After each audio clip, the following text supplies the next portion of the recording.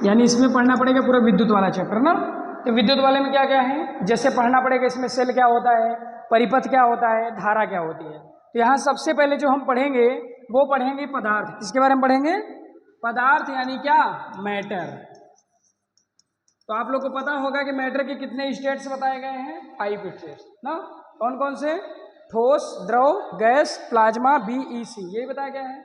उसके बाद ध्यान देंगे अगर, तो ये तो स्टेट हो गए, लेकिन अगर हम मैटर के टाइप की बात करें तो टाइप में आपका, और किसके अकॉर्डिंग में देख रहे हैं हम? इलेक्ट्रिसिटी के अकॉर्डिंग। किसके अकॉर्डिंग? इलेक्ट्रिसिटी के अकॉर्डिंग। तो इलेक्ट्रिसिटी के अकॉर्डिंग में आप देखेंगे तो पहला आता है कंडक्टर। क्या आता है? कंडक्टर।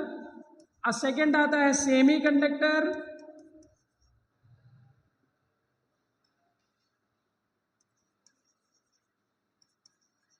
थर्ड आता है क्या? Non conductor. इसका मतलब क्या हो जाएगा? सुचालक बोलिए या चालक बोलिए ना। इसका मतलब क्या होता है? अर्धचालक। इसका मतलब क्या होता है? अचालक या कुचालक। देखिए बात करते हैं हम अगर कंडक्टर की, तो कंडक्टर क्या होता है? कंडक्टर क्या होता है? कंडक्टर एक ऐसा पदार्थ होता है जो अपने शुद्ध अवस्था में धारा का प्रवाह होने देता है। धारा का प्रवाह होने देता है, उसे हम क्या कहेंगे? कंडक्टर कहेंगे। जैसे एल्यूमिनियम हो गया ना, एल्यूमिनियम हो गया, कापर हो गया, सिल्वर हो गया, ये सब क्या है? हमारा कंडक्टर है। उसके बाद हम बात करेंगे सेमी कंडक्टर की। सेमी कंडक्टर क्या होता है? कोई ऐसे पदार्थ जिनमें शुद्ध अवस्था में धारा का प्रवाह ना हो, लेकिन जैसे ही कुछ अपद्रव्य मिला दे, अपद्रव्य जैसे आर्सेनिक मिला लीजिए, जर्मेनियम मिला लीजिए, सिलिकॉन मिला लीजिए, तो वो कहलाता है क्या? Semi conductor. क्या कहलाएगा? सेमी कंडक्टर या अर्धचालक। यानी इसमें एकदम प्योर अवस्था में ना हो। जैसे आप ध्यान देंगे अगर, तो जल, जल में क्या होता है? जल अगर प्योर रहेगा तो क्या उसमें विद्युत धारा प्रवाह होती है क्या? अगर प्योर H2O है आपका, तो क्या उसमें विद्युत धारा का प्रवाह होगा? बिल्कुल नहीं होगा। ठीक है, नहीं होगा। उसके बाद इसी में अगर हम क्या थोड़ी सी मिट्टी मिला दें, क्या कर दें? मिट्टी। मिट्टी मतलब क्या? जैसे सिलिकॉन, मिट्टी मतलब सिलिकॉन, जैसे ही मिट्टी मिला देंगे इसमें विद्युत धारा का प्रवाह होने लगेगा। समझ में आ गया ना? तो ये प्रोसेस कहलाता है क्या? हमारा सेमी कंडक्टर। कंडक्टर क्या होगा? जिसमें शुद्ध अवस्था में धारा का प्रवाह हो। सेमी कंडक्टर क्या होगा? जिसमें शुद्ध अवस्था में धारा का प्रवाह नहीं होगा, लेकिन जैसे ही कुछ अपद्रव्य मिला देंगे उसमें धारा का प्रवाह स्टार्ट हो जाएगा, उसे कहेंगे क्या? Semi conductor. नेक्स्ट आएगा नॉन कंडक्टर। नॉन कंडक्टर क्या होता है? ऐसा पदार्थ जिसमें धारा का प्रवाह हो ही ना, वो चाहे शुद्ध अवस्था हो या अशुद्ध अवस्था हो। ऐसा पदार्थ जिसमें धारा का प्रवाह ना हो उसे हम कहेंगे क्या? अचालक यानी कुचालक। समझ में आया ना? तो जैसे इसके एग्जाम्पल में क्या आ जाएगा? लकड़ी आ जाएगा, प्लास्टिक आ जाएगा, ये सब कैसा हो जाएगा? इसमें धारा का प्रवाह नहीं होगा। क्या इतना समझ में आया? तो इसके बाद हम बात करेंगे आपके सेल की। किसकी बात करेंगे? सेल।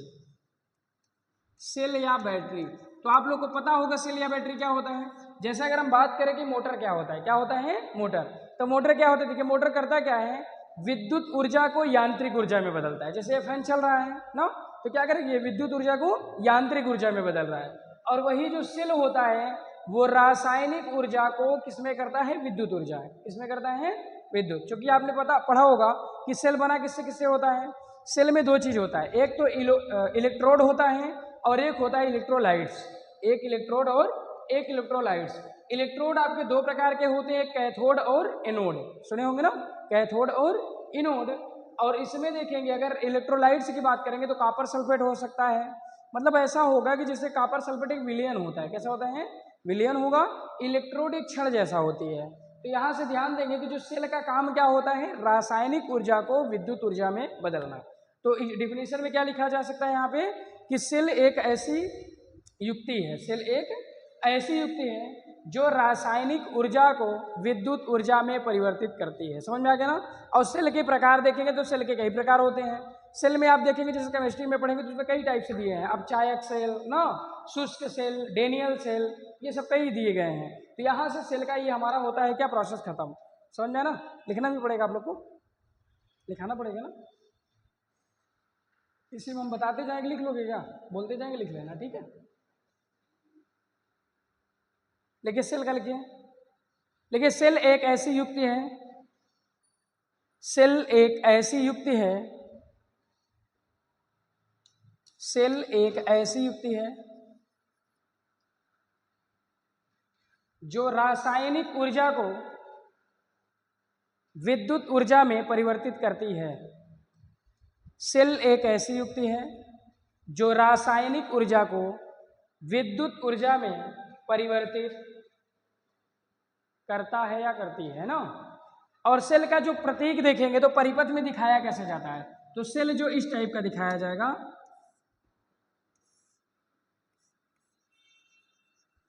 ये होता है सेल। ठीक है, सेल का जो सिंबल होता है वो क्या होता है, ये अगर कहीं परिपथ में ऐसा बना हुआ है तो इसका मतलब ये सेल है। और सेल का ये होता है ई यानी EMF विद्युत वाहक बल, और यहाँ होता है स्मॉल r यानी आंतरिक प्रतिरोध। अभी एक एक करके देखेंगे कि आंतरिक प्रतिरोध क्या होता है, विद्युत वाहक बल क्या होता है, और ये देखेंगे। ठीक है, तो नेक्स्ट जो टॉपिक आएगा वो आएगा विद्युत परिपथ। क्या आएगा, विद्युत परिपथ।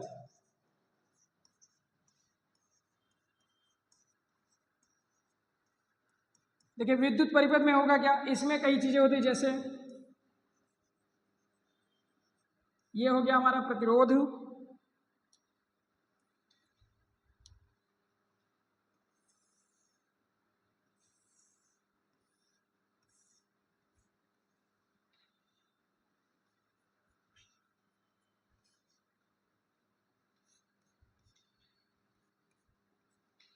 देखिए ध्यान देंगे तो ये हमारा पूरा सर्किट क्या हो गया, विद्युत परिपथ हो गया। विद्युत परिपथ किसे कहेंगे, एक ऐसा परिपथ जिसमें सेल जुड़ा हो, आंतरिक प्रतिरोध हो और आपके बाह्य प्रतिरोध जुड़े हुए हो, साथ में अगर यहाँ पे हम प्लग कुंजी लगा दें, क्या लगा दें, प्लग कुंजी लगा दें या स्विच लगा दें, तो ऐसे पूरे परिपथ को हम बोलते हैं विद्युत परिपथ। क्या बोलते हैं, विद्युत परिपथ। और विद्युत परिपथ में हमको डिफिनीशन पढ़नी है। जैसे पहला डिफिनीशन पढ़ना है EMF, क्या पढ़ना है, EMF यानी इसको कहते हैं विद्युत वाहक बल। विद्युत वाहक बल, देखिए विद्युत वाहक बल होता क्या है, तो विद्युत वाहक बल हमेशा सेल का होता है। किसका होता है, सेल का। देखिए ध्यान देंगे तो ये सेल है, यहां से क्या करेगा, ये आवेश को प्रवाहित करेगा। किसको प्रवाहित करेगा, आवेश को। और पर सेकंड जो आवेश प्रवाहित होता है वही होती है विद्युत धारा, यही तो होता है ना।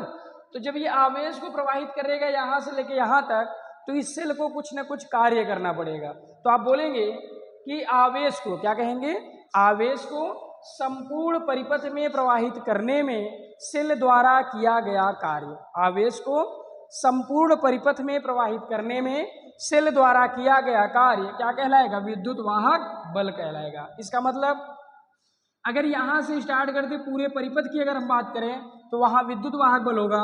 और दूसरा इसी में पॉइंट आता है वैद्युत विभवांतर। क्या आता है, वैद्युत विभवांतर।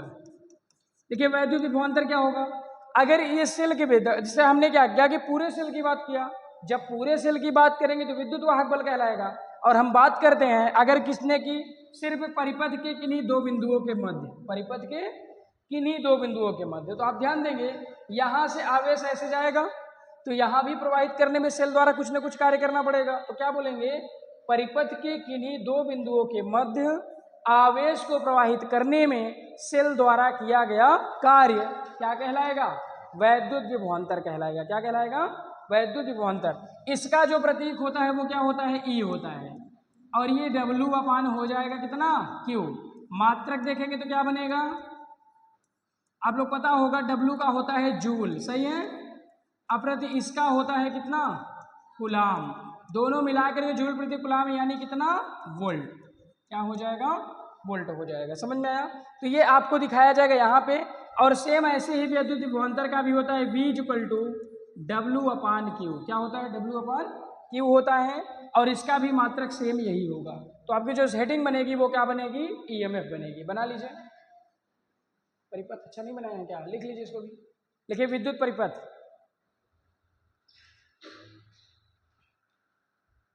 आ तो सही रहा है ना, तो यहां तक हो गया ना। उसके बाद ये समझ में आ गया विद्युत वाहक बल क्या होता है, कि जब सेल द्वारा पूरे परिपथ में आवेश को प्रवाहित करने में किया जाएगा कार्य तो उसे क्या कहेंगे, विद्युत वाहक बल।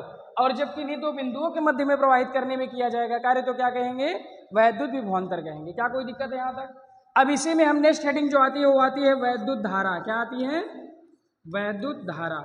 अब बताइए वैद्युत धारा यानी आवेश प्रवाहित हो रहा है यहाँ पे, तो वैद्युत धारा बराबर आप एक फार्मूला पढ़े होंगे, Q = IT पढ़े हैं क्या, उसके बाद I = Q अपान T भी पढ़े होंगे ना।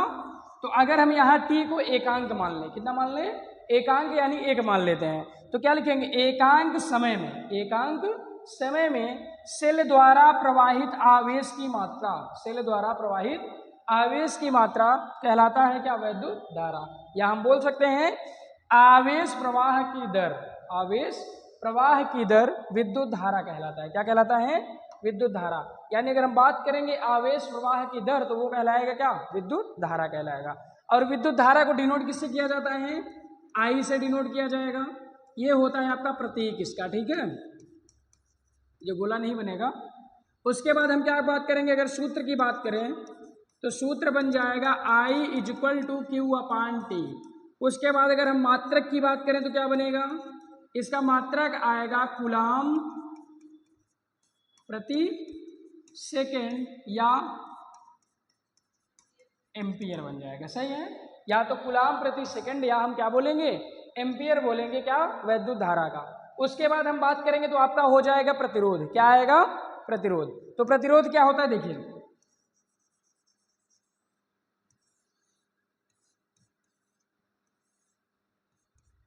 देखेंगे यहां से ध्यान देंगे तो ये प्लस सिरा है, प्लस सिरे से ही धारा निकलेगी। धारा मतलब वही आवेश निकलेगा। अब यहां से जब जाएगा तो ये रोकने का काम करेगा। प्रतिरोध का मतलब होता है अवरोध। क्या होता है, अवरोध। अवरोध मतलब रुकावट, अवरोध मतलब रुकावट। यानी हम बोल सकते हैं कि जब सेल द्वारा हम आवेश को प्रवाहित करेंगे तो इस परिपथ में जो अवरोध उत्पन्न होगा वही कहलाएगा क्या, प्रतिरोध। समझ आया ना। आप बोल सकते हैं कि किसी भी वैद्युत परिपथ में आवेश प्रवाह के मार्ग में उत्पन्न अवरोध को क्या कहेंगे, प्रतिरोध कहेंगे। उत्पन्न अवरोध को प्रतिरोध कहेंगे। और प्रतिरोध कितने टाइप का होता है, दो टाइप का। एक को कहते हैं बाह्य प्रतिरोध और एक कहलाता है क्या, आंतरिक प्रतिरोध।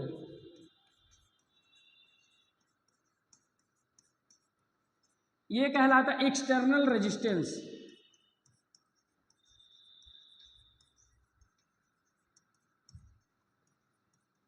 और ये कहलाएगा इंटरनल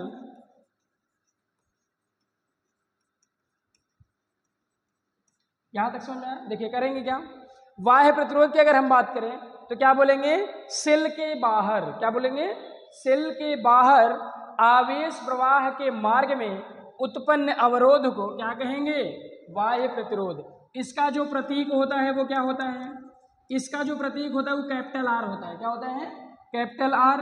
और जो इसका परिपथ प्रतीक होता है वो कुछ इस टाइप का होता है। किसी भी परिपथ में अगर ऐसा बना हुआ है तो इसका मतलब क्या है, ये बाह्य प्रतिरोध है। समझ में आया। उसके बाद हम बात करेंगे क्या, आंतरिक प्रतिरोध की। तो आंतरिक प्रतिरोध क्या होगा, सेल के भीतर, सेल के भीतर यानी सेल के अंदर। देखिए जैसे आवेश प्रवाह के मार्ग में अवरोध उत्पन्न होगा सेल के बाहर, तो भाई सेल के अंदर भी तो अवरोध उत्पन्न होगा, वो कहलाएगा आंतरिक प्रतिरोध। हम क्या बोलेंगे कि सेल के भीतर आवेश प्रवाह के मार्ग में उत्पन्न अवरोध को क्या बोलेंगे, आंतरिक प्रतिरोध बोलेंगे। हाँ क्या, नहीं, सेल के भीतर। जिससे पहले हमने क्या बोला कि सेल के बाहर, जैसे ये सेल लगा हुआ है, मान लीजिए ये इतना आपका सेल है, क्या है, सेल, ठीक है। ये पार्ट अगर सेल है तो सेल के बाहर जो उत्पन्न अवरोध होगा उसे हम बोलेंगे बाह्य प्रतिरोध। समझ आया। प्रतिरोध बोलते हैं रुकावट को, जो सेल को मतलब आवेश को रोकने का काम करे। हाँ, सेल को जब आवेश रोक मतलब आवेश प्रवाहित करेगा तो परिपथ में कुछ ऐसे पार्टिकल्स पाए जाएंगे, कुछ ऐसे इलेक्ट्रॉन्स जो आवेश को रोकेंगे। क्या करेंगे, रोकेंगे, यानी उसकी स्पीड को कम करेंगे।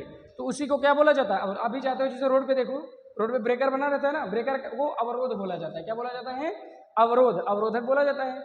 अवरोध का काम क्या होता है, स्पीड को स्लो करना। नहीं, पूरा नहीं सेल है, सिर्फ सेल इतना है, ठीक है। और ये पूरा परिपथ है। तो अगर देखो सेल के बाहर यहां पर अगर कोई रुकावट आ रही है तो ऐसे प्रतिरोध को हम बोलेंगे क्या, बाह्य प्रतिरोध। और इस सेल के अंदर में अगर कोई रुकावट आ रही है तो उसे हम क्या बोलते हैं, आंतरिक प्रतिरोध। तो आंतरिक प्रतिरोध का अगर हम प्रतीक की बात करें तो क्या हो जाएगा, इसका जो प्रतीक होगा वो स्मॉल आर होता है। क्या होता है, स्मॉल आर होता है।